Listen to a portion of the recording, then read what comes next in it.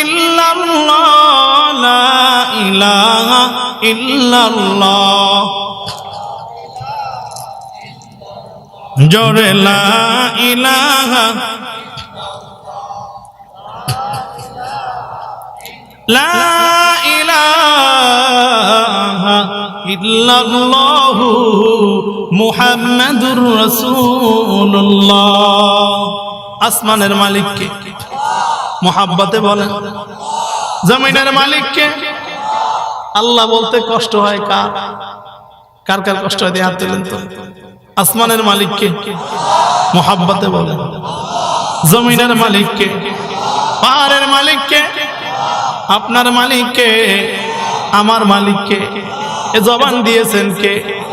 কান দিয়েছেন কে? চোখ দিয়েছেন কে? জিহ্বা দিয়েছেন কে? আমার বানানোওয়ালাকে। আসমানের কোনো চিহ্ন ছিল না, আসমান বানাইছেন কে? জমিনের কোনো চিহ্ন ছিল না, জমিন বানাইছেন কে? পাহাড়ের কোনো আকৃতি ছাড়া পাহাড় বানিয়েছেন কে? আমার কোনো আকৃতি ছিল না, কে বানাইছেন? জোরে বলেন আল্লাহু আকবার। এরে মুমিন, রাত্র কালা দিন সাদা, ক্ষমতা কার? জোরে বলেন কার? আচ্ছা মানুষ বলো দেখি, রাত্রি কেন কালো? চাঁদ সূরজ কথা থেকে পেল এত আলো। পশু পাখি কয় না কথা, মানুষ কেন কয়? বলো বলো এসব কিছু কোথা থেকে হয়? ফুলগুলো সব নানান রঙের কেমন করে হয়? পাতাগুলো সবুজ বটে ফুলের মতো নয়। দুধগুলো হয় সাদা, মরিচ হয় তাজা, আমগুলো তা পাকলে পরে কেমন হয় তা লাল।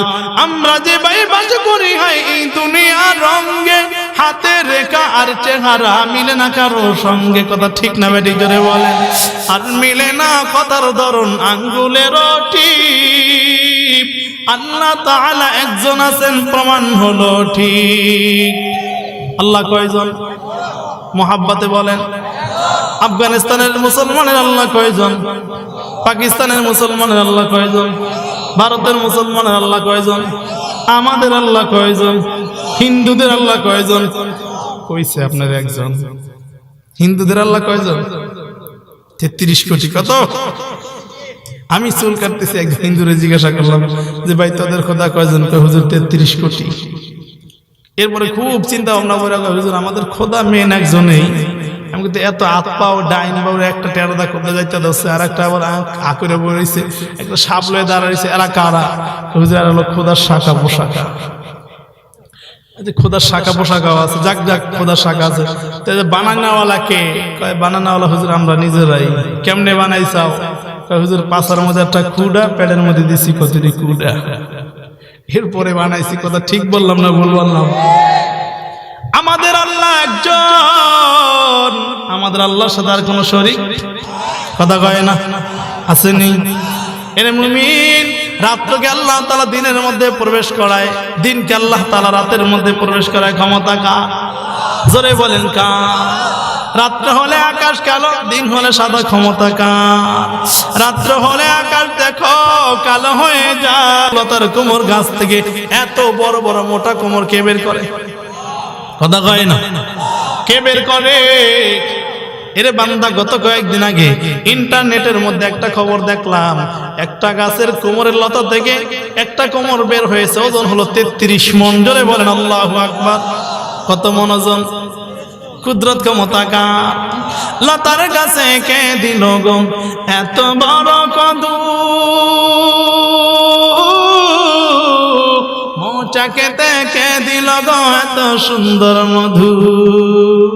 মায়ের বুকে কে দিল গো জগৎ ভরা মায়া? চতুর্মাসে জমিন ফাটে কে দিল গো ধুলা? মরিচ গাছে কে দিল গো মরিচের এত জাল? ভাদ্র মাসে কে দিল গো গাছে পাকে তাল?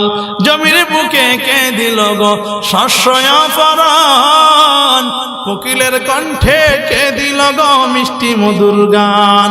বাবিয়াদে করে গাজীপুরের মুসলমান, এগুলা সব আমার আল্লাহর দান। জোরে বলেন আল্লাহু আকবার। ক্ষমতা কার? এরে মুমিন, ওই আল্লাহর ইবাদত করবা না তো কার ইবাদত করবা? জোরে বলেন আল্লাহু আকবার। আল্লাহ পাক রব্বুল আলামিন বলেন, ও মুমিন, যদি তুমি আমল করতে পারো, ইন্নাল্লাযীনা আমানু, এক নাম্বার ঈমান, দুই নম্বরে ভালো আমল, এই দুইটা গুণ যদি অর্জন করতে পারো, আমি আল্লাহ পাক রব্বুল আলামিন কিয়ামতের ময়দানে বিনা হিসাবে জান্নাতের মালিক আমি আল্লাহ বানায় দিব। এক নাম্বার ঈমান, দুই নম্বরে হলো ভালো আমল। নামাজ পড়া ভালো আমল না খারাপ আমল? কথা কয় না? ভালো না খারাপ আমল? পর্দা করা ভালো আমল না খারাপ আমল? সুদ খাওয়া ভালো আমল না খারাপ আমল? ঘুষ খাওয়া ভালো আমল না খারাপ আমল? জেনা করা ভালো আমল না খারাপ আমল? এগুলা করলে জান্নাতে যাবে না জাহান্নামে যাবে? কথা কয় না? এর মুমিন বুঝাবার জন্য বলে হেদায়েতের মালিককে। এরা যুবক ভালো করে শুনে নাও, দুনিয়ার মধ্যে চিরজীবন থাকা যাবে? কথা কয় না? একদিন ওই কবরে পরপারে পারে জমাইতেই হবে। আমার ইচ্ছা থাকলেও যেতে হবে, না থাকলেও যেতে হবে। কথা ঠিক না বেটি? জোরে বলেন। হে বান্দা, দুনিয়ার মধ্যে সবথেকে দামি মানুষ, এক কথায় বলতে গেলে আশরাফুল মাখলুকাতের মধ্যে সবথেকে শ্রেষ্ঠ মানুষ মুহাম্মদুর রাসূলুল্লাহ সাল্লাল্লাহু আলাইহি ওয়াসাল্লাম। এর মধ্যে কোনো সন্দেহ আছে? কথা কয় না? আসেনি? সবাই আওয়াজ করে বলেন আসেনি। থাকলে বলেন আসেনি। এরে বান্দা ভালো করে শুনে নাও, সেই পয়গম্বর মুহাম্মদুর রাসূলুল্লাহ সাল্লাল্লাহু আলাইহি ওয়াসাল্লাম কেমন ভাবে নামাজ আদায় করতেন, সাহাবায়ে কেরাম কেমন নামাজ আদায় করতেন। এরা যুবক ভাই, এরা এলাকার মা বোনেরা ভালো করে শুনে নেন, আপনি কোন আশায় নামাজ ছেড়ে দেন? সাহাবায়ে কেরাম কখনো গুনার কাছেও যাইতেন না, এরপরও মরণ পর্যন্ত চোখের পানি ফেলে কান্না করতেন আর বলতেন, রে মালিক, তুমি আমাকে হাসরের ময়দানে মাফ করে দিও। আল্লাহর পয়গম্বর মুহাম্মদুর রাসূলুল্লাহ সাল্লাল্লাহু আলাইহি ওয়াসাল্লামের একজন সাহাবী হযরত বেলাল রাদিয়াল্লাহু তাআলা আনহু, মসজিদে নববীর মুয়াজ্জিন বেলাল রাদিয়াল্লাহু তাআলা আনহু একদিন ফজরের নামাজের সময় মসজিদে নববীতে হাজির। আরো অনেক সাহাবায়ে কেরাম মসজিদে নববীতে এসেছেন। তাকায় দেখেন পয়গম্বর এখন পর্যন্ত মসজিদে নববীতে আসে নাই। কয়েকজন সাহাবায়ে কেরাম মিলে বেলালকে বললেন, বেলাল, পয়গম্বর মনে হয় ঘুমিয়ে আছেন, নবীকে ঘুম থেকে জাগায়া দাও। বেলাল রাদিয়াল্লাহু তাআলা আনহু বলেন, আমি মায়ের নবীকে কেমনে জাগায়া দিব? নবীকে কিভাবে ঘুম থেকে জাগায়া দিব? এবার বেলাল রাদিয়াল্লাহু তাআলা আনহুকে কয়েকজন সাহাবী মিলে বেলালকে নবীর দরবারে পাঠায় দিলেন, নবীর হুজরার সামনে, কামরার সামনে পাঠায় দিলেন। বেলাল এবার পয়গম্বরের কামরার সামনে গিয়া মনে মনে চিন্তা করে, আমি কোন নাম ধরে নবীকে ডাক দিব? নবীকে তো আল্লাহ নিজেও নাম ধরে ডাকে না। আল্লাহ কখনো পয়গম্বরকে তাহা বলে ডাকে, আবার কখনো আদর করে মুজাম্মিল বলে ডাকে, আবার কখনো আদর করে মুদ্দাসসির বলে ডাকে, আবার কখনো আদর করে ইয়াসিন বলে ডাকে। বেলাল রাদিয়াল্লাহু তাআলা মনে মনে চিন্তা করতেছেন, আমি কোন নাম ধরে নবীকে ডাক দিব, আবার না জানি বেয়াদবি হয়ে যায় কিনা। বেলালে চিন্তা করতে করতে হঠাৎ বেলালের জবান দিয়ে বের হয়ে গেল, আসসালাতু খায়রুম মিনান নাওম,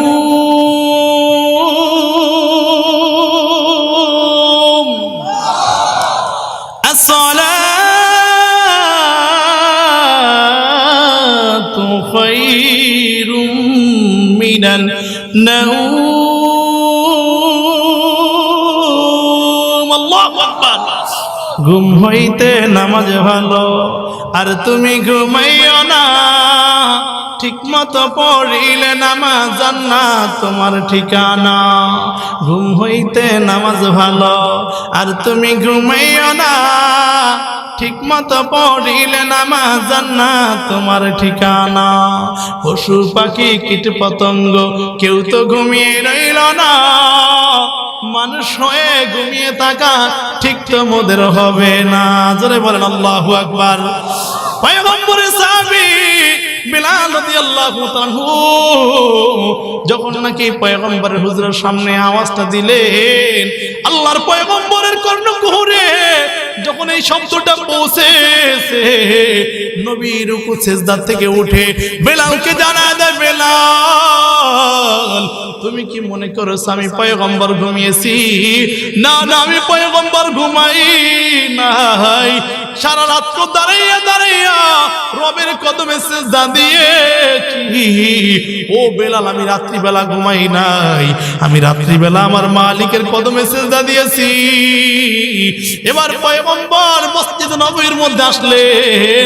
নবী মসজিদ নববীর ফজরের নামাজের ইমামতি শেষ করে এরপরে সাহাবায়ে কেরামদেরকে নিয়ে বসলেন। ও সাহাবায়ে কেরাম, ভালো করে শুনে নেন, ও বেলাল ভালো করে শুনে নাও, আজকে যে এত সুন্দর একটা আওয়াজ দিয়া আমি নবীকে ঘুম থেকে জাগায়া দিয়েছো, এ বেলাল এই শব্দটা তোরে কে শিখায় দিছে? বল, মক্কা মদিনার কোন মানুষ এই শব্দটা তোমাকে শিখিয়েছে?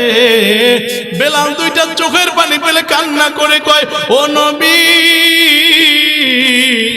এই শব্দটা আমাকে দুনিয়ার কোনো মানুষ শিখায় নাই, এই শব্দটা দুনিয়ার কোনো মানুষ শিখায় নাই। সাহাবায়ে কেরাম, সমস্ত সাহাবায়ে কেরাম মিলে যখন আপনার হুজরার সামনে আমাকে পাঠায় দিল, পয়গম্বরকে ঘুম থেকে জাগায়া